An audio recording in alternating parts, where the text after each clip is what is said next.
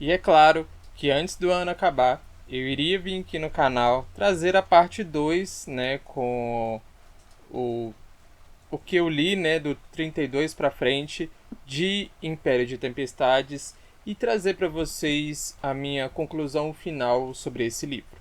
Mas antes de falar um pouco mais sobre Império de Tempestades, deixe-me apresentar. Oi, eu sou o Mark e bem-vindos a mais um vídeo.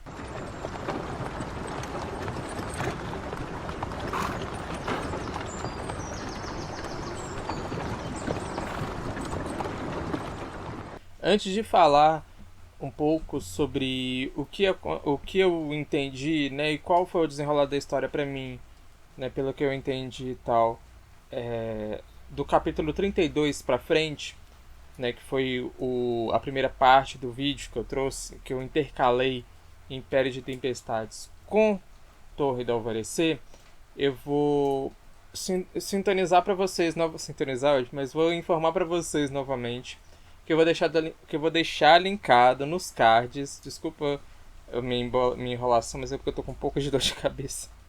Mas vamos lá. Vou deixar linkado nos cards para vocês o vídeo onde tem a primeira parte, né, até o capítulo 32, como eu disse, que eu li de Império de Tempestades, inclusive está junto com Torre do Alvorecer, né?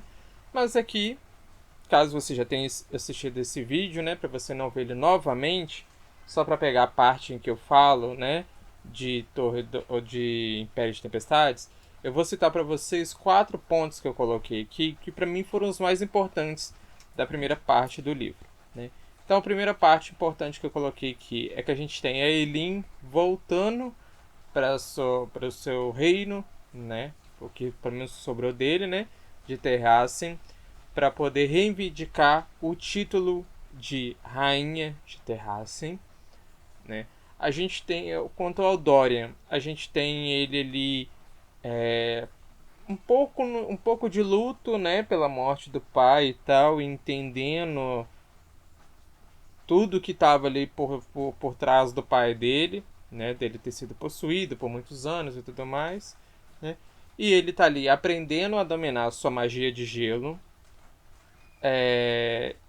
depois de ter perdido o reino, né, que nem eu coloquei aqui. A Manon, ela acabou ali de ter uma revolta muito grande. Ela descobriu um segredo, né, muito grande com a avó dela, né? Isso acaba acarretando numa guerra muito forte dela e das 13, né? Com todos os clãs de bruxas, né? Os 3 clãs de bruxas, que no caso são as Dente de Ferro. Como é que é? É Dente de Ferro? Acho que é isso mesmo. Dente de Ferro, as pernas amarelas e não sei o que é azul, que agora eu não me lembro, mas alguma coisa azul, né? E deixa eu ver aqui mais o que tem. E o quarto ponto que eu tô vendo aqui é sobre os personagens secundários, né? Que eles têm, que nem eu disse, né? Tava ali no desenvolvimento, a formaçãozinha de casais e tal, que no que foi um pouco interessante, né? Mas achei um pouco chato. Eu queria mais cenas de ação. Daí ele terminou com um pouquinho de cenas de ação, que foi interessante. Você não viu nada? Hã? Não viu nada, meu amor! Então aqui, ó, depois disso, né, a gente já começa a descobrir um pouco sobre o que linkou muito com a Torre do Alvorecer, né, mas sobre o passado dos Valk. Por que lá atrás, bem antigamente, na primeira aparição deles, por que eles não foram derrotados? Então aí a gente descobre o que aconteceu, o que a antiga rainha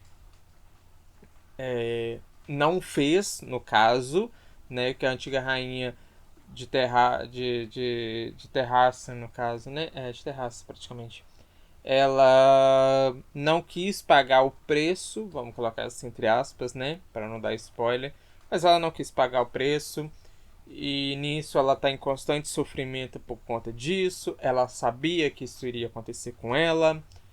Ela sabia que uma descendente dela, muito futuramente, iria ter que pagar esse preço, né? E nisso eu fiquei assim, pra morrer, eu queria matar essa mulher, mas já tava morta. Aquela piranha! Piranha! né? A gente tem a Eileen indo atrás do tal fecho, né? Que nem estava na primeira parte. Ela se junta a Manon, a Lissandra, que é a metamorfa, o seu primo, a corte dela ali. Como toda Manon não faz parte da corte dela, né? Mas ela consegue juntar a corte dela como um todo e ir atrás desse local do fecho, que acontece algumas cenas de ações ali incríveis, muito boas. A gente tem uma outra personagem que tá ali ligada com a Manon, de certo modo, né? Que tem uma das chaves, ela acaba achando a Eileen e entregando para ela e tal. Bom, interessante, né? E as cenas de ação, na verdade, porque tem muita cena de ação, por isso que eu tô tentando me polir aqui para não dar muito spoiler, porque foram cenas que, sim. Agora começa o cachorro latir e minha cabeça doendo. Ai, gente. Toca pro inferno, motorista.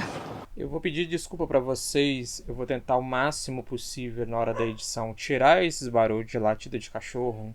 Mas é porque se eu não for gravar agora, eu não consigo gravar em um outro momento. E eu, como eu disse, né? Eu já tô com um pouco de cefaleia, então se eu demorar muito esperar esses cachorros, os fogos não param, eu não vou conseguir trazer conteúdo, né? Então deixa eu adiantar aqui o máximo que eu posso enquanto eles calaram a boca.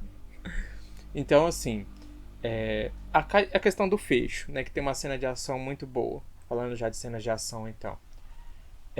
A Eileen, de algum modo, só consegue acessar o fecho junto com a Manon, que é interessante, é bom, né? Traz muito sobre o passado, o que aconteceu no passado, quais foram os acordos, as tramas, tudo que estava lá atrás. Deixa eu aproximar um pouco aqui, que eu acho que vai cortar um pouco mais do som deles. E que eu achei bastante interessante, né? Tem a questão também, enquanto elas estão descobrindo isso, a rainha, no caso, a Maeva, a tia malvada, vamos colocar assim, né? Da Eileen, começa a atacar ela achando que ela está no barco, né? Muitas das cenas que acontecem nesse livro aqui são no barco, né?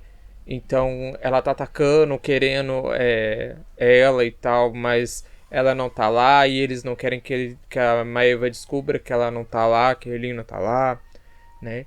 Então dá umas cenas boas, inclusive a Alessandra, a metamorfa, que já há bastante tempo eu estava treinando algumas transformações não humanas, sabe? Questão de tamanhos diferentes e tal. Ela consegue e coloca isso em prática aqui, o que é bastante interessante, né?